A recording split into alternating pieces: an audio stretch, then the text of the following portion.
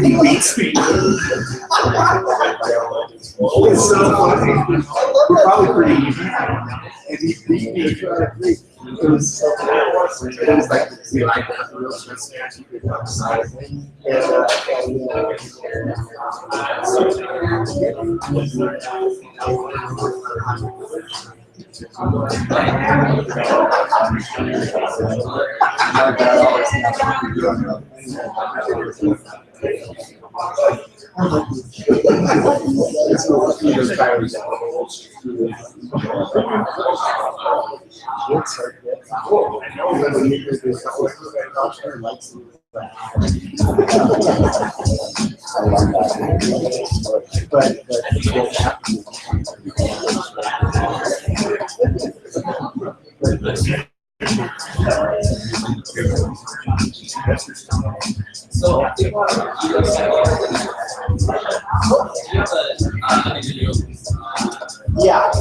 Yeah. Do some plug in. I'm doing like a little interpretive. Yeah, definitely. Yeah, for the art show last night. Yeah, he spoke last night. Cool. Yeah, I mean, like some stories. They don't have some reasons. There'll be a few.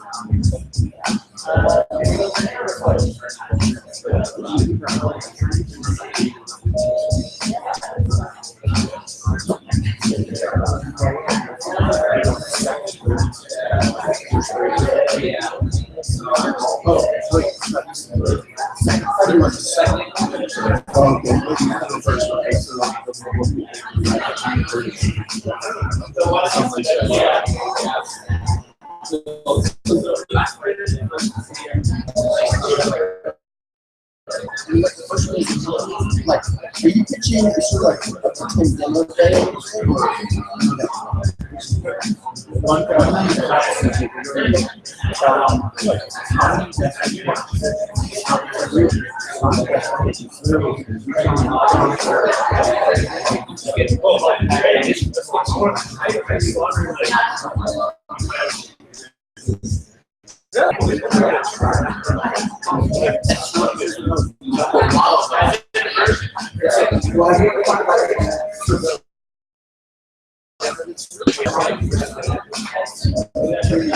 We're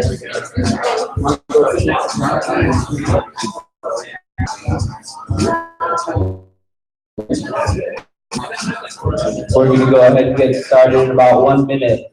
So go grab some Poulet Bleu, some snacks, and come back over. We'll get going.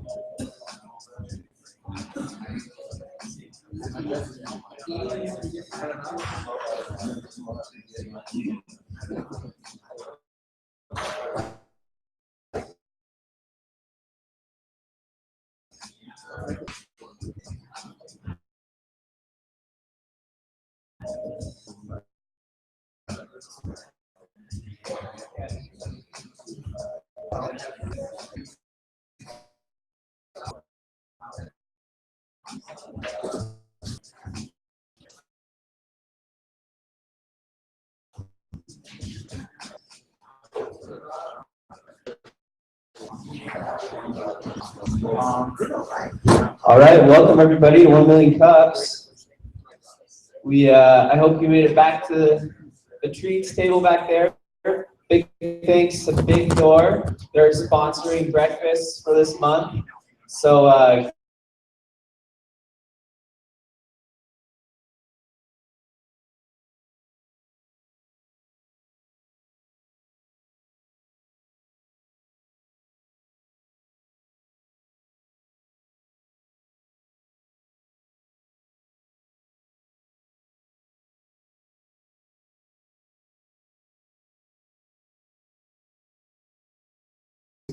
but let's go ahead and welcome up our first presenter, Lowell Nash.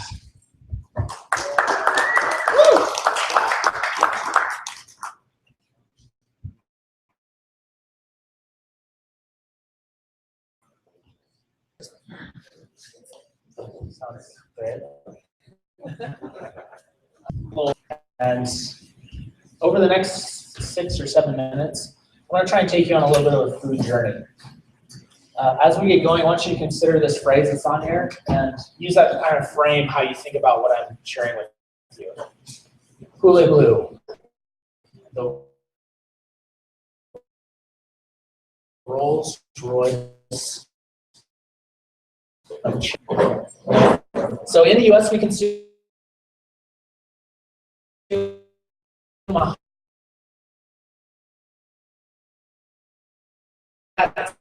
a breed known as the corner. The chicken you buy at McDonald's or a fast food restaurant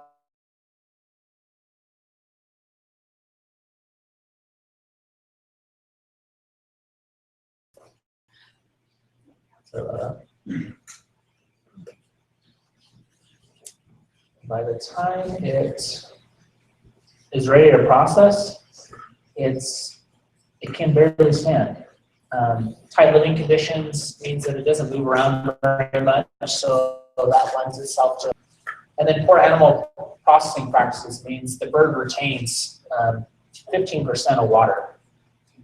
So the outcome of all these problems is you have an unhealthy, flavorless, mushy chicken. Yum. So here's something for comparison. And hopefully in France, they have known as the only premium chicken in the world.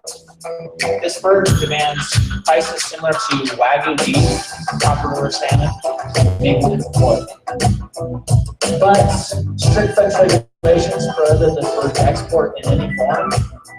So we're stuck here in the US with that same terrible chicken.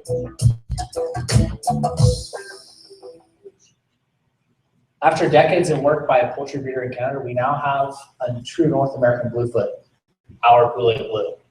Chefs from Seattle to New York have to be every bit equal to the French bird. Poulet Bleu own the exclusive worldwide rights to it. So here's the value proposition. The Poulet Bleu has over 2 times the growing space of the Cornish cross, which means it can flat, peck, scratch, and develop its a meat profile. Second, the Poulet Bleu takes over 2.5 times longer to grow to maturity, so it can develop a unique meat flavor. Third, we use a unique blend of feed that includes hazelnuts, sweet peas, and milk. So you don't have that gross chicken flavor that you get from the Cornish cross. And finally, we air chill our birds after processing, which means there's no retained water in the meat. So the outcome is melt in your mouth meat, crisp baked skin, and a flavor profile that is so deep that it invigorates your palate, and the next time you think your mouth starts to water, and all you can think about Poulet Bleu.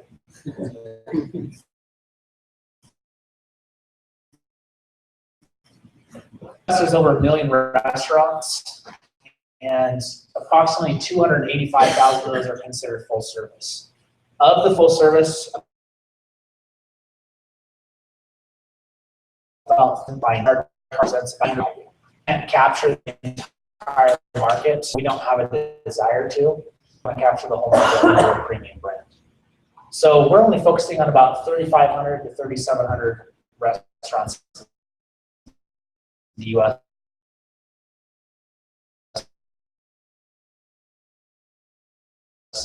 And this is an annual format caterers, but right now we're really focused on our foundational customer.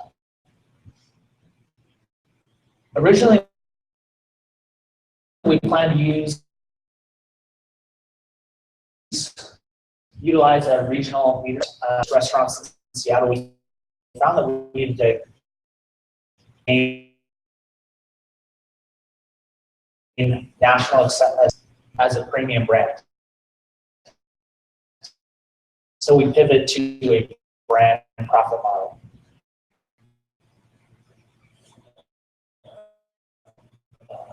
Right now we're in gourmet marketing company, Corfini Gourmet, that would help facilitate additional B2B marketing, and in the future help us reach these gourmet food marketers. We pre-sold $150,000 worth of product in the Seattle area. And once we're able to produce a product, we conducted a pilot test, and we were able to validate a premium product price as well as improve our product quality. This garnered a little bit of interest from the national scene. We were featured in the Wall Street Journal, Seattle Weekly Magazine, New York Magazine, and on Esquire Network's Knife Fight. So we received requests from names like Roy Yamaguchi, Italy, Chicago, and Jose Andres out of Washington, D.C. Right now, we're still an early company, and we don't have enough data to produce historical figures. And then this is our team. I'll briefly go over this. Bernie has over 30 years experience in the poultry industry and has built a nice poultry brand. He's a Roy culinary directors, and Keith was a former White House chef, so they help flesh out our culinary network. John is a practicing executive and a former business lawyer, and then there's me. Right now I'm in an MBA program here at UVU, and I was raised in the agricultural world, so I'm able to kind of bridge the world. We do have competition of big and small brands, national, regional, and I wish it were more glamorous. So unfortunately, even though he's got a great brand, he doesn't have a different bird. So right now we're currently scaling from 100 birds a week to 500 birds a week. In our current location, we can scale to 1,500 birds a week. Beyond that point, we'll need to use the help of contract growers, which we already have relationships with. So, like Coca-Cola, our intellectual property is a trade secret. So to protect this, we'll use fiduciary and contractual relationships with these contract growers. And we feel comfortable that we can protect our IP similar to how Coca-Cola is protecting theirs. You know, as we close out, hopefully I've changed your perception a little bit about poultry and made you think about what you're eating a little bit and how you could try some new trends. So thank you for your time.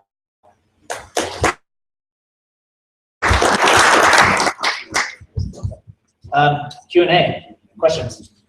So as you start scaling with the contractors, I know it seems like your birds have very specific conditions in terms of what they space you can turn your. The same way that the French do. The French contract out their growing practices, so you spot check systems. If they're outside of that, then you can no longer use their growing practices. But it really comes down to us being a management company and them being the growers and the ag side of it. So, sorry, I didn't quite catch it. And how did you get the breed? Where do you like find it as a separate breed? Or yeah, so in the U.S., 50 billion pounds of chicken are consumed every year of the breed known as the Cornish cross.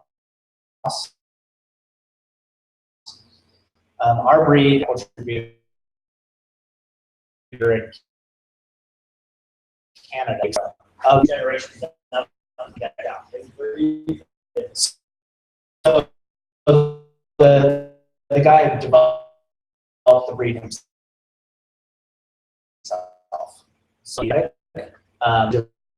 developed a similar breed. It would take them 11 years. So industry walked into Walmart and you bought a Tyson Farms bird, you pay about $1.07 a pound. Our bird is $8 a pound wholesale, which is on par with the French bird. It's a great question. So the Poulet Bleu is your brand, That's right. and what's the French bird called? The French bird is called the Poulet de Bresse, or the French Bluefoot. Why did you pick to have your brand be French sounding? Because we want there to be a correlation. So when people think of the premium brand in the world, they think of the French bird. When they can't get the French bird, they come to us. It's a good question. Do you think that restaurants will actually list your brand like in describing menu items, like this is this kind of chicken, have that kind of brand transfer? Absolutely, yeah. We're already on menus in the Seattle area. Cool. Yeah. So to less advanced, that's and all that, it's very easy to misspell the menu. I just did it. Maybe I showed my intelligence, but I did blue, B-L-U-E, because it's so natural typing. And I think you should grab that misspelling and check and see how many people are putting in that. Once you get going, on a website, you should. And I thought you get a website and I recheck the spelling and of course. Oh, thank you. It's just a thought. Yeah, no, that's great. $7 a year, you might get a lot more people landing on the page. Yeah, no, thank you. I appreciate that. Is there free range? So they're not free range. The reason why we're not the potential for avian flu. In the area that we grow, we had experienced 2 episodes of avian flu just last year. So we grow in buildings, but our birds, like I said, have over 2.5 times the growing space of normal chickens. So they have plenty of room to move, scratch, peck. But we try and protect the bird from outside influenza.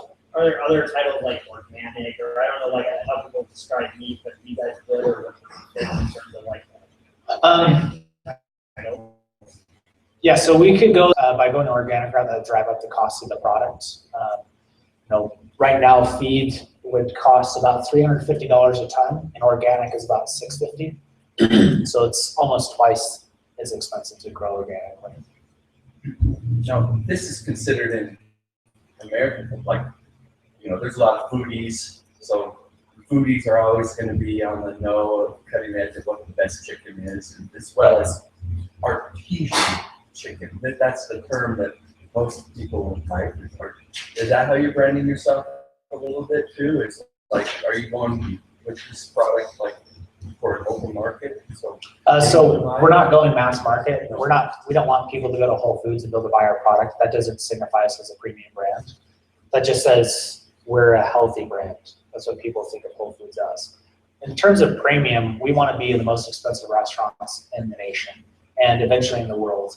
And so we'll eventually be in gourmet markets, but it's going to be like in markets in Seattle where they have the metropolitan market. There's only 6 locations and they sell the most exclusive foods. Or Italy, they sell foods that you can't get anywhere else in the country because they bring them in from rare locations. So I think you said the French premium chicken, they can't ship it over here. Right. But are there other premium brands in the U.S. That would be kind of competition for you? No, there's not. And that's the situation that we have is we're the only one with this unique genetic. There are other foods, is one of them. But again, it's still, they take about 60 days to develop, and we take 16 weeks. So we're a true slow growth genetic. So our flavor profile is deeper. The Freedom Ranger is still a better bird than the Cornish Cross, but it's like saying I have beef and I have Angus, and then there's Wagyu beef. So you can Wagyu beef is $150 a pound. So there's a big difference in how the bird's raised and the quality of the genetic and what it produces.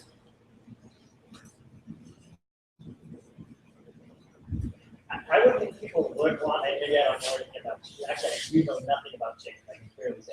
But I would think that people would want kind of the organic line. You thought about doing like an organic, like kind of make it easy. Yeah, I think that could be a great way to expand into another product line. But right now, where we're still at kind of the forefront of the business and still trying to be established as a premium brand, it'd be really difficult for us to try and convince someone to buy chicken at $13 a pound versus $8 a pound.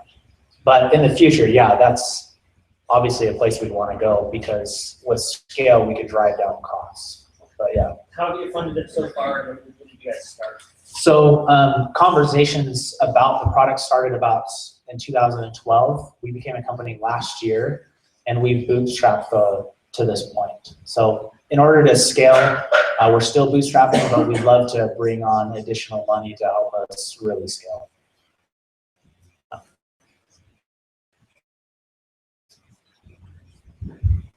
Okay, last question. What can we as 1 Million Cups community do for you?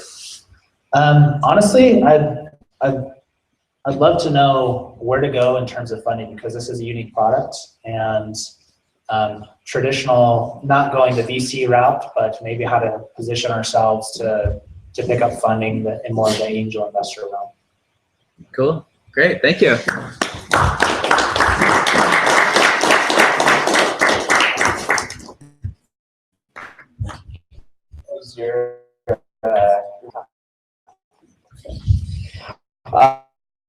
Awesome.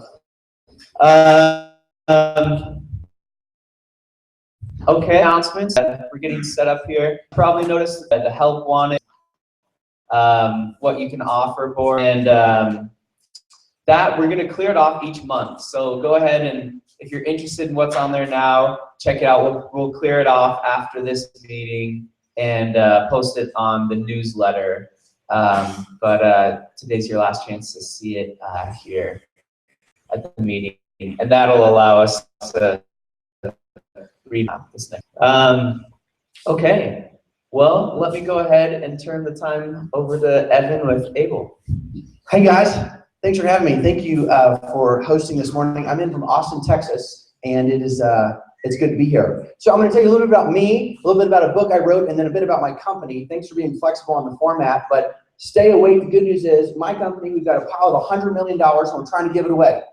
So if you need some of that money, stay awake for this part. All right, who am I? I am this clicker. Hope it works. All right, let's see. All right, I'm a real person.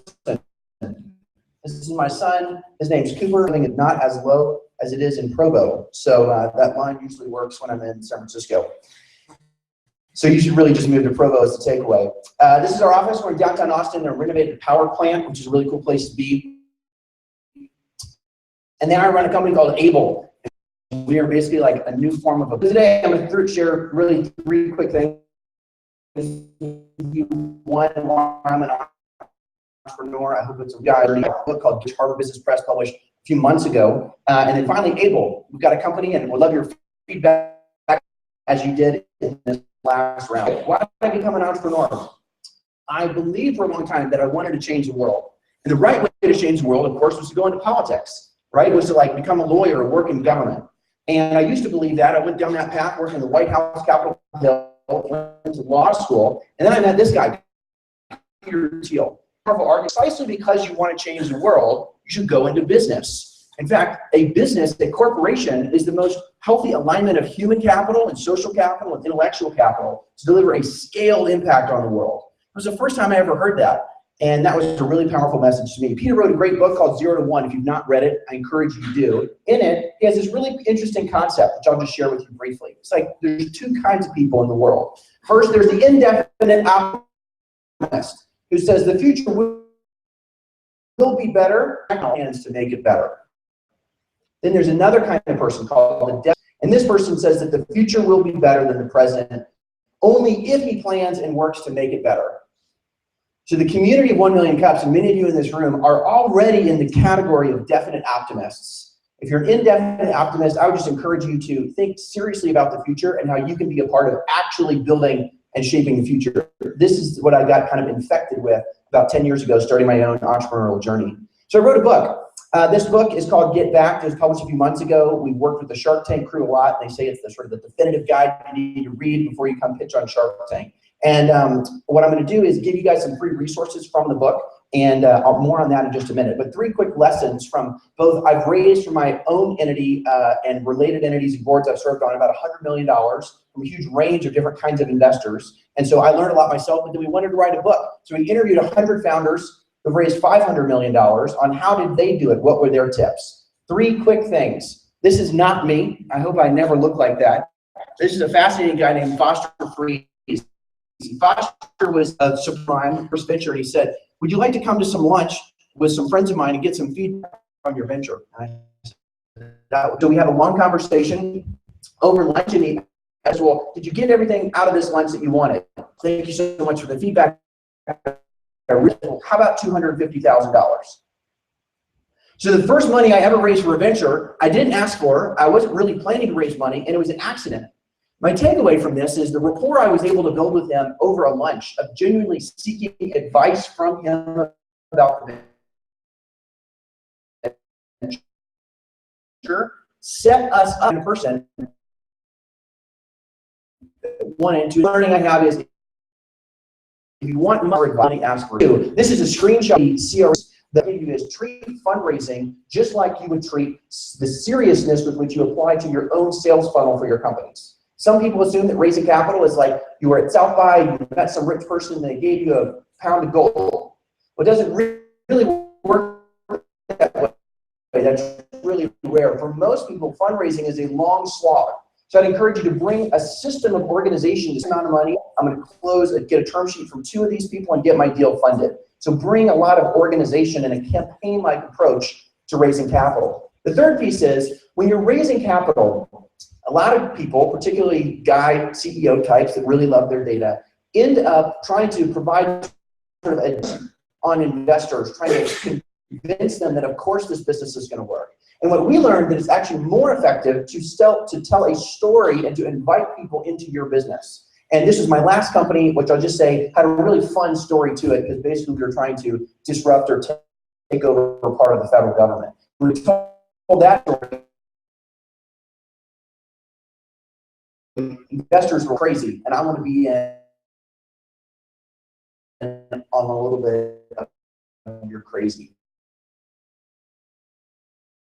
All right, this is a resource doc deck templates, Excel model, financial templates that are out of the book, including chapter 2, which is our overview chapter on how to create a pitch deck. All right, Able, my company. So really quick overview of what we're trying to do here at Able. Able is trying to fund what we call the Fortune 5 million. It's a new way to get funding. We live in Austin, we need great small businesses.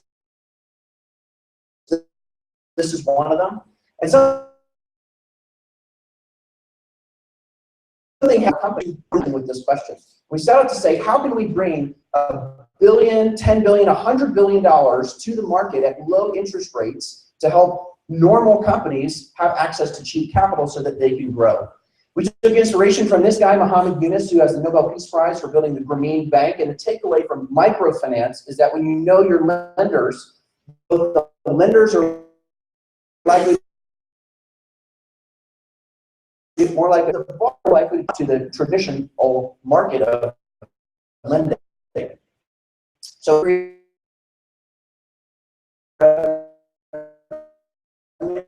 all the way up through growing companies, 1,000 to 1 million retailers. So when you come to us, our product is a debt product. There's no warrant coverage, there's no equity, it's a loan. It's very simple. You get an amount of money, you repay it over time. But the way we're able to provide companies with loans at much lower rates, faster, and larger amounts of money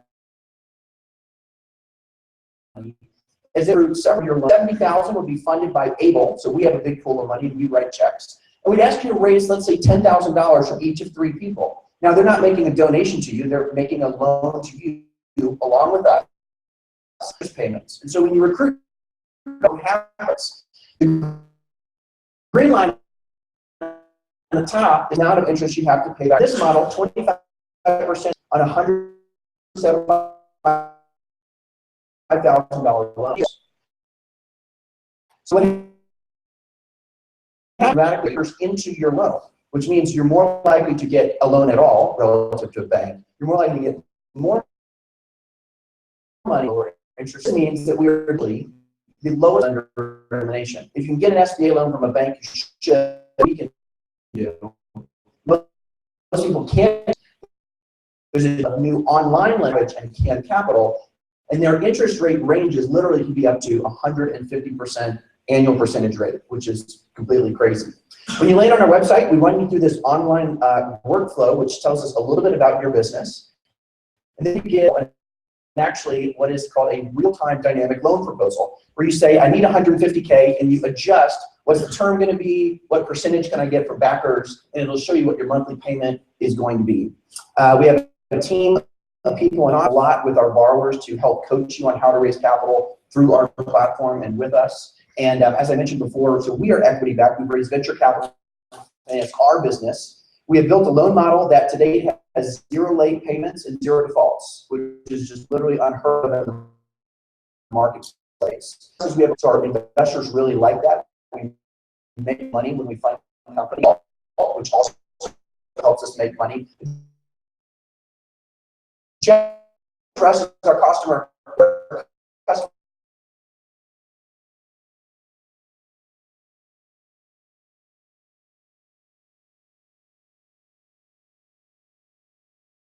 A high lifetime value of the customer.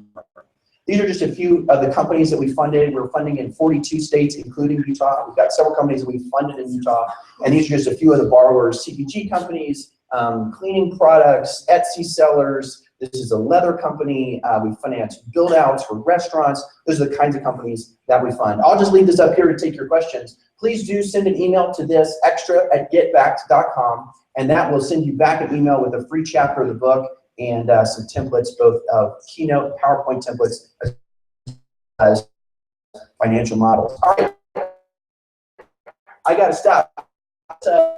Take some questions.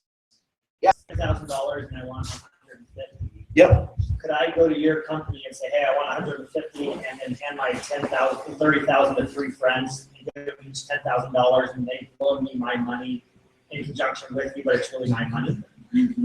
Yeah, so And it doesn't defeat the purpose, but I think part of the reason you want to do it is because we're spinning the game.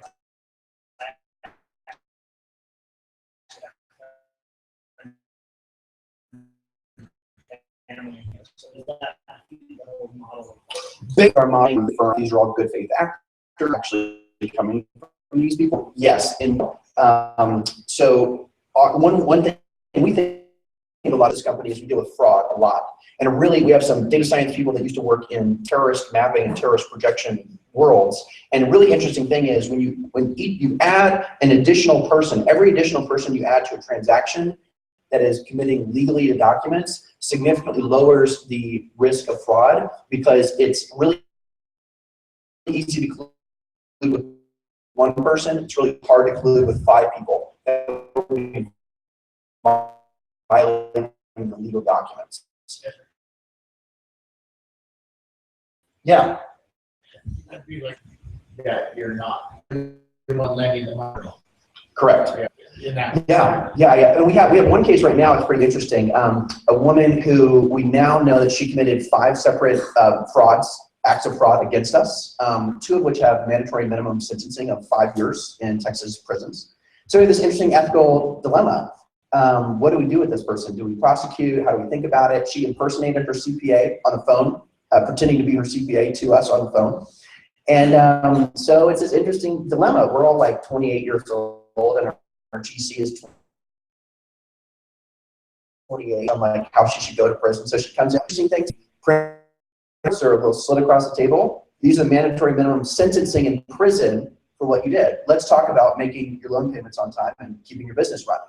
It's an interesting conversation. It's like, another cup of coffee, please. So anyway, I will say we do have some flexibility. So in SBA products and other products, it's usually designed that the borrower would come and actually put some of their money up as to like, and for some of our loans, you can be one of your own backers. Like, so if you need 100K and you're trying to get to like 25K in backer capital, in some cases, it can make sense your own. But the microfinance principle really is that you're recruiting some other people to be in the deal, is how the model works. Yeah, what else do we have? Yeah. Does it go against the model to get your backing capital 25 grand, get 100 grand? Well, you pay back like 25 grand to your backers. I see how you get. Yeah. Oh, yeah. This morning we're coming up with a whole checklist of ways to go to jail. Any other volunteers? No. Yeah. So an important thing for us is we move all the movement of funds. So 3 people are going to put in 10K each. We ACH move their funds into an escrow account and fund the whole thing, and then we are debtor and distributing principal and interest to them. You would also be repaying them again through our platform. Rational that want to commit fraud are not rational people. So it is something we're subject to and we're keeping an eye on. Yeah, in the back. Yes, good. What about the cost of acquisition? Have you looked at channel to try and drive some of this too? Yeah, if you have any particular ones in mind, we have thought about some, but what do you think? In every market, there's this sort of finders, capital raising groups. Yeah. Advisors. Yep.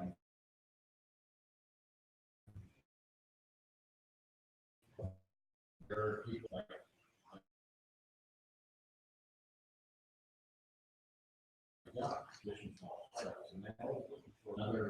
Our word is really digital, direct mail, phone calls, outside sales are really flooded because there's big banks and there's others spending a bunch of money on the channel. Actually, our best referral channel partner to date is actually banks. So banks are rejecting aid. So we say to the loan officers, hey, look, we're another to help your current customers who are depositors at your bank get funded. They like referring to us because we're not a bank. We can't take away their customer and they get to keep their customer happy. So we have some early encouraging results from that. A challenge for us there, which, maybe we'll talk more later if you guys have experience with this. How do we motivate the bankers and stay on front of mind for them, that when they see a deal that they can't fund, that they don't just like brush it off, they actually active trying payments, we're trying content marketing, we're getting them on, we're trying a bunch of different things. We've given away Able branded Yeti. We're working on stuff. Yeah. So is it illegal for you to refer these out to banks? Great question. So it's actually not. We got a letter of certification from the ABA saying that it is legal. It is legal for us to do that. a lot of bankers were really nervous. There was a lot of litigation and criminal penalties around kickbacks for mortgage origination. So a lot of bankers are nervous when they hear referral fee for loan. They think mortgage, and we're commercial. So it is legal, but there's a lot of fear about it. But yeah, we're trying it. We've got a referral fee in place with 3 regional banks right now, and so we're willing to pay. We're like trying to figure out who to pay to get them. Yeah, go ahead. What about working with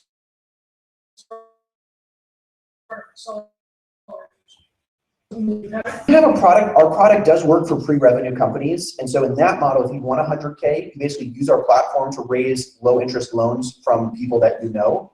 And then once you're generating revenue as a company, that's when we can start writing our own checks, and then those checks can get really large. So most accelerators, their companies are pre-revenue. And so that product works for pre-revenue companies. So we kind of have 2 different target customers and then 2 different pathways. The checks that are easier and more profitable for us to $1 million check to a company with $2 million in revenue, that's a really good deal for us. And helping someone raise 50K for their startup is good, but not as good as the other ones. Yeah, I mean, are there any early payment penalties? So once you set up or structure this. Yeah, so we have no prepayment penalties right now. I don't think we'll ever roll those out. We think that when for it to make economic sense for a business to buy out our loan, which several have, like they got an SBA loan for 3% and ours is at 8%, like no decision for the business to buy that out. We now have a refi product, which is funny. So we do a UCC lien search for OnDeck and Square. So Square gives you a 50K MCA, they file a UCC lien against your business. We scrape those databases and then do direct marketing saying, we know you have a Square loan. In general, our people that we refi on a Square loan, cut your payments in half. It's been like a really interesting channel for right now. They're one of their borrowers from repaying them. Not even with just a high fee. They're like trying to argue that it is illegal to repay. Yeah. Oh wait, hold on. You already have.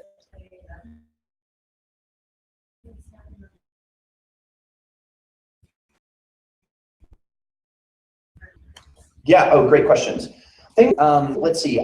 We can, and then we can't do. There's a few companies that are actually tied up related to money laundering provisions. I think one is companies that try to get funded, but probably don't. So there's like a few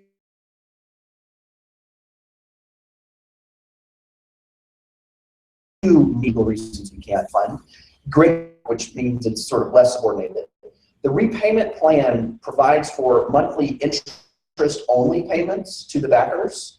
So, okay, to fund a 100K deal to a company, for the first 27 months of the 36-month loan, you would receive interest-only payments back on your money, and then the final 9 months of the loan, you get interest plus principal. So from our perspective, the reason that our rate, we can really lower our rate when we have backer capital is that capital sits first loss. So when we run our loss models, we say if they're likely to lose 20% of the business or unpay 20% of the loan, if we have that much coverage on the backer piece, it's no risk to us at all. Yeah, great question. Yeah, yeah. Do you do a referral program with your customers that you already have? So like businesses?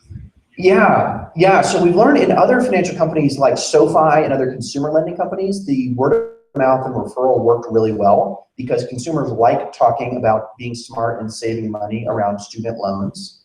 Interestingly, business owners, I mean, admitting you have a loan is like admitting that you are an alcoholic. It is like there's a lot of like shame and stigma around a lot of small business owners about being willing to talk about it. So we pursued that channel. We have payments. We have basically we'll do $1,000 paid to a borrower that refers another borrower, and we actually just debit their next loan payment. So we built that. I think one interesting challenge is that a lot of small business owners, when they spend time with other small business owners, don't really talk about debt. It's like kind of embarrassing to talk about. So that challenge word of mouth because there's shame and stigma around talking about. Capitalists have won the marketing story around making equity raises feel like you're really successful, where a lot of times I mean, the person being successful is venture capitalist. I'm not doing a Kickstarter model because it might stigma. Actually, fuckers. Yeah, we do. So you do create a landing or name, and that's what you do. We envision backers for people, but one is a securitization issue. So if we splice it in probably more than like, it's uncertain, but like 15 or 20 pieces, we probably need to securitize it, which is really expensive and complex legally.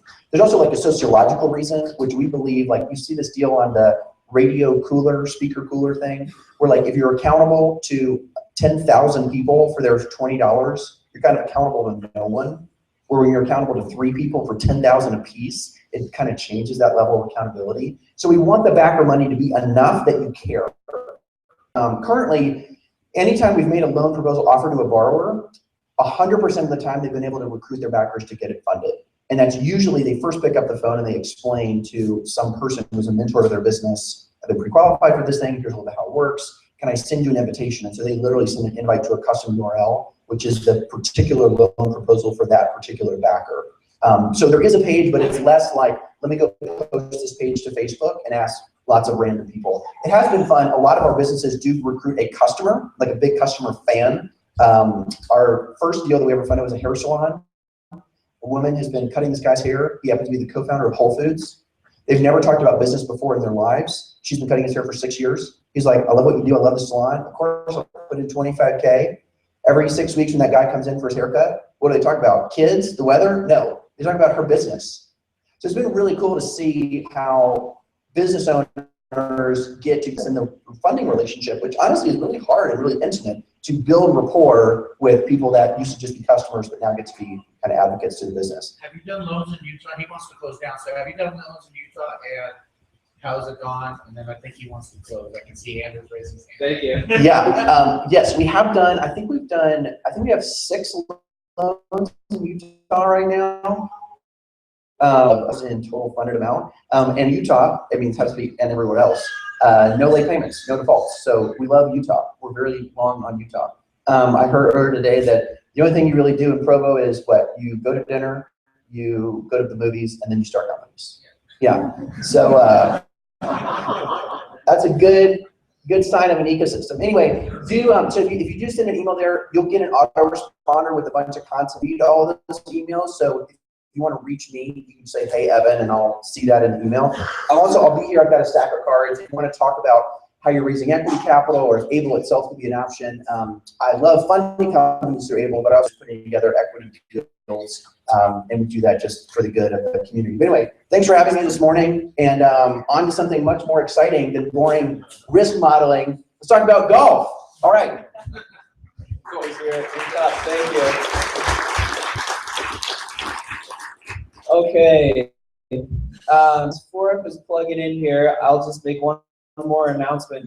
Tomorrow evening, 6 to 9 in this same space, there's going to be a bunch of local startup companies, all kind of clothing and accessory brands. So Mako, Arvo, there's a hammock company, I think there's about companies. They're going to be doing a local spring market in here. So come check that out and see some more local startups. All right, we're going to pass the microphone over to Evan with Foreup. Awesome.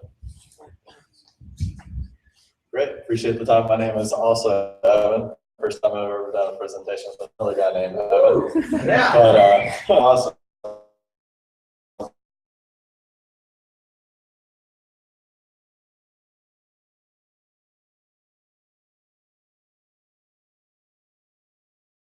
If you're a golfer.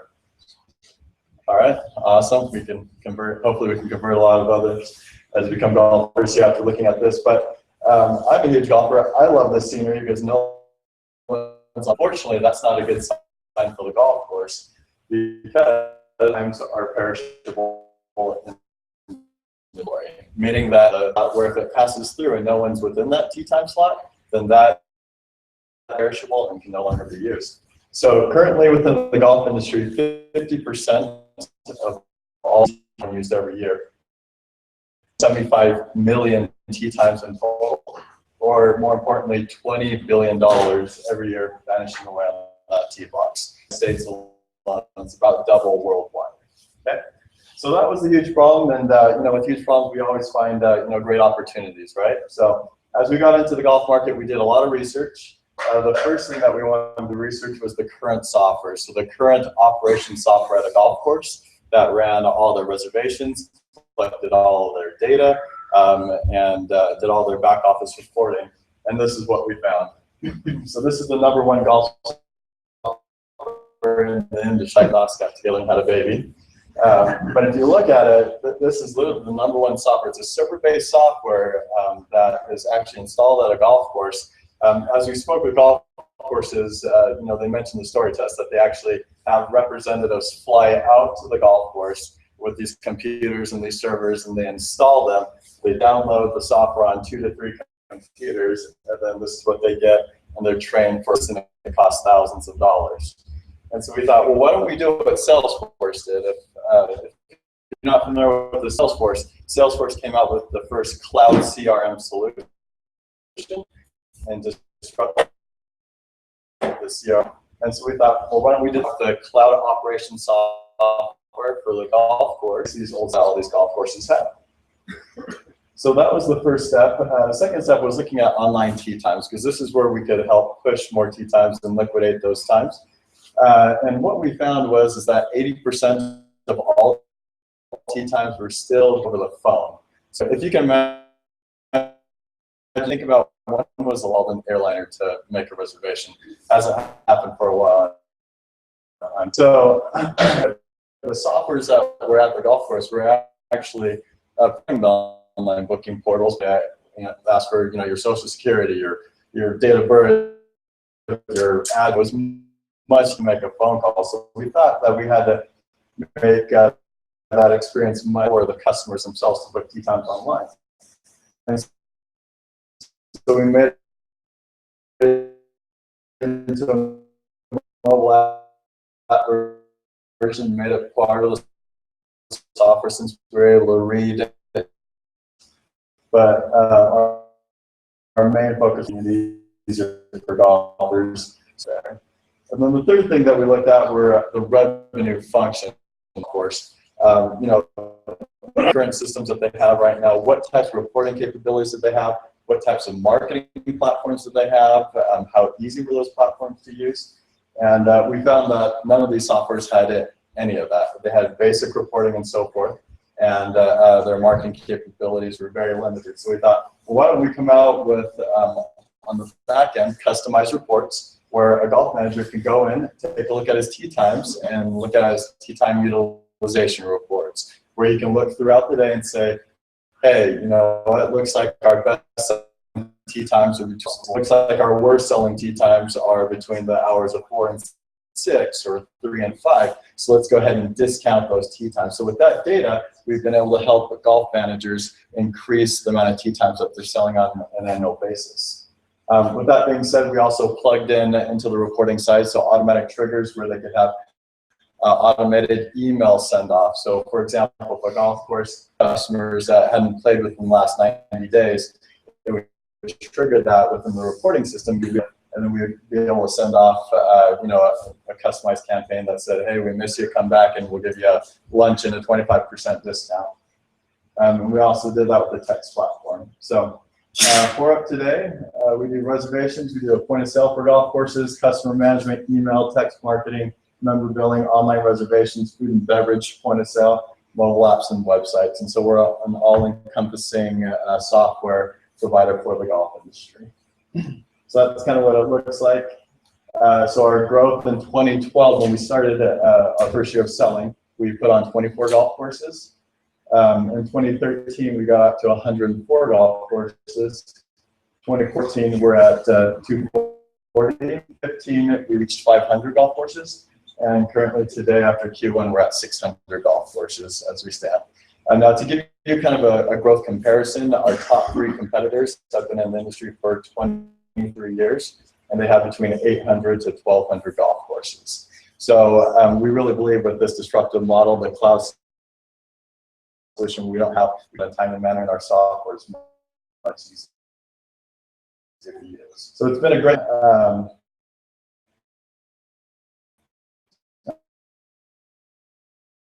Some notable courses that we have is Unified Golf course that we University of Michigan, they have 2 lines. We just put them on 3 days ago. It's a world-renowned golf. You like Tiger Woods, that was his last. That's exciting for us. So where did this all start? So Joel Ray is our CEO, he's our co-founder. We started this out of the Y-Mount Cave. Y-Mount's married housing up here at BYU. And I was actually creating new ventures classes, a class that I just signed up for last minute.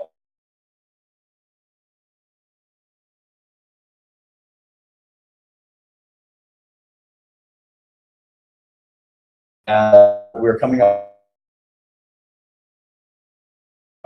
with very beginning of Facebook. And we decided cash reports, let's get into some business competitions. So it was more competition for us. Then we did the BYU business model competition where we thought, once again, we had a great business model. Once again, we didn't make it past the first round. And then we did the BYU International Business Plan and never even made it into that. So it was a miserable experience trying to get people to believe in what we were doing. And maybe it helped us really look internally and think about our business model and what we were doing and the mistakes that we had. Finally, we had the opportunity to become a part of Boom Startup, which is an accelerator here in Utah.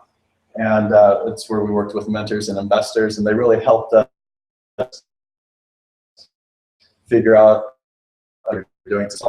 And it led to us pivoting really 7 times within 3 months. But by the end of the program, we were able to figure out what software the golf courses needed and what path we needed to take. So that's us. That's just a quick version of who we are and where we came from. We're still growing, looking for ways to scale into other industries with the platforms that we have.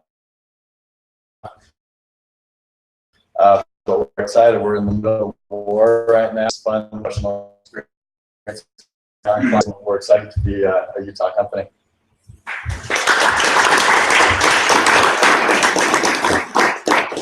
Congratulations. That is great growth. And I like how you're going to be an industry leader by the end of the year. You thought about bowling alleys. We have thought about bowling alleys and skating rinks and reservations, all kinds of things. Bowling rinks. I mean, we do a thing called a hackathon. We do it once a quarter. It's where we rent out a house and we come up with strategies and so forth. And that's one industry that we have looked at. Awesome. Yes, so just our pricing structure and how that works. So we have a few models. So first is just a monthly pricing, and it depends on what features that they need. And so we'll just charge them a straight monthly price for that, and according to user. And then the second model is a tee time trade, which is really nice for the golf industry because you have a lot of courses or some courses that just don't have a budget for software using pay cash register. And so what we do with them is a tee time. And basically what that is that they give us one tee time inventory a day that we can go and post and sell and make money, and we don't make any. A lot of golf courses where that's very profitable for us, and we have other courses where it's for us. Business model to open up or take down that barrier to entry for a lot of these golf courses that are looking for software. Yeah, I'm a golfer who is fairly cheap, and sometimes I just get like, I could go golfing right now. I could use your system to find out if anything. Had it from the golf course, so giving them the online booking portal. So they're the ones that can push out to you notifications of specials and so forth. Kind of what you're referring to is like a price line of golf. It's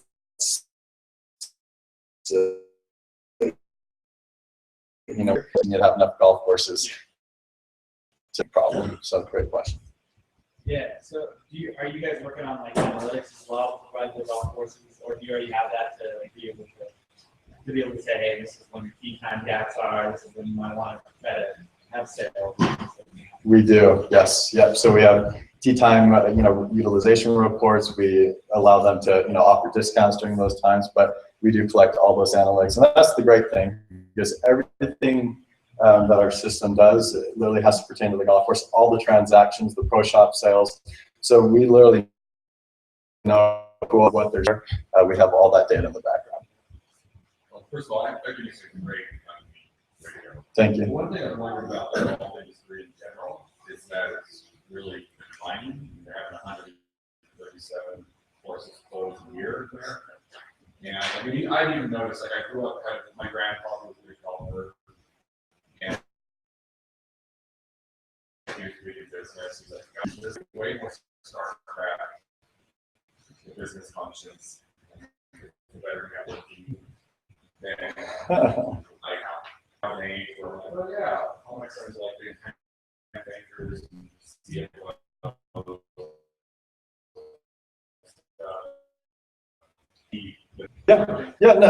Yes and no. I mean, they're out there in terrible industries, right, that are flourishing.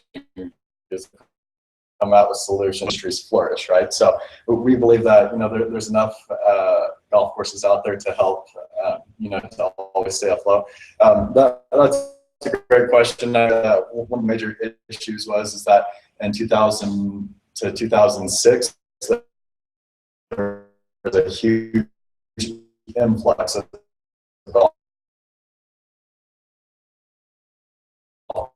courses during 2008.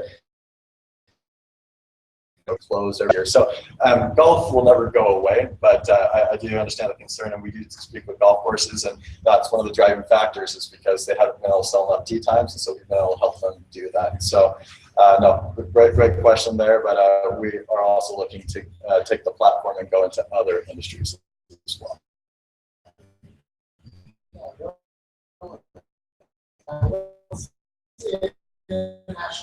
So the international, and we're in Canada right now, but then again, you have like the European area, which is what we're focusing on right now. So a lot of them a little bit more archaic for like Europe, for example. So it just becomes what you would need to suit a lot of those countries out there. But that's definitely one of the plans for the future. What's your sales team like? So our sales team, so we have guys that are on our sales team. And then Joel and I still sell. Part of our we feel it's very important to know that we want to know our customer through SEO and customer PPC. That's where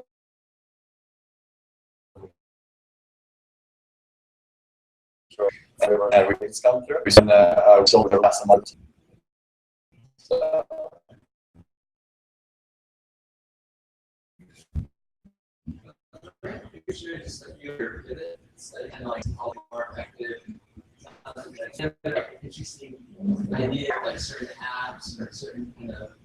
yeah, and a lot of them had to do more with the idea of the million users first before the $1 million was funding, right? And we didn't have time when we were college students, just first, as well as in order to build like the golf Facebook of the industry, you really had to understand first. Build the golf Facebook, because that would require a lot of integration with older students. It's more of shifting the focus golf industry with a model.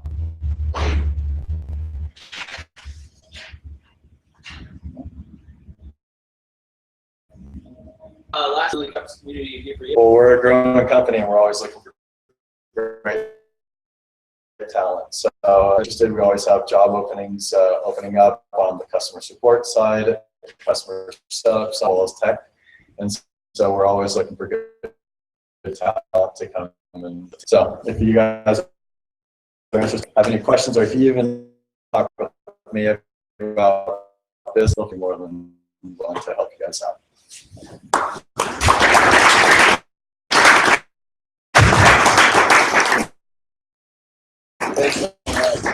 Presenters today, to our sponsors and everybody. Visit our website, 1 million, and let us know if you'd like to come present, or if you have a friend who has a cool company, let them know about it so we can get some more great presentations lined up.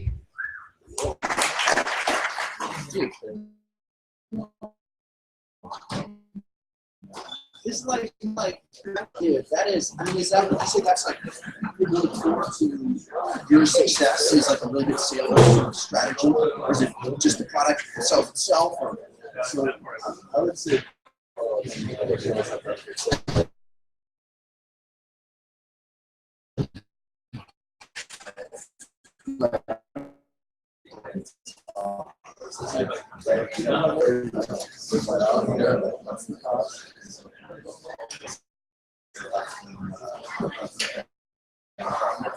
Yeah. No.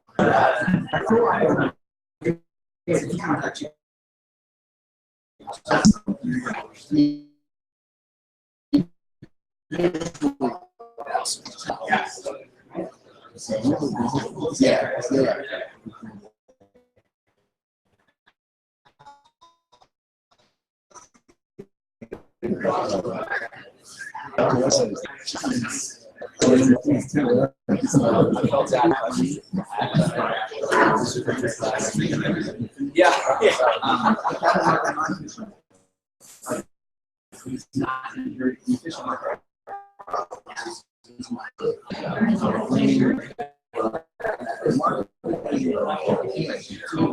Yeah, yeah, right.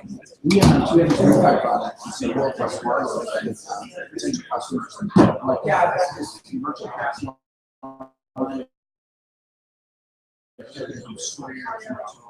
Using that.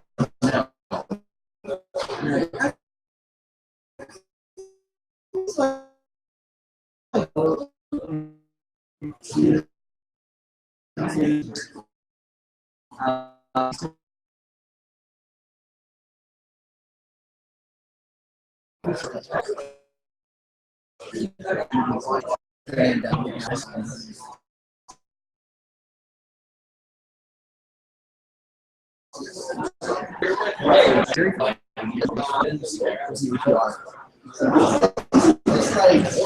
it's nuts. Yeah.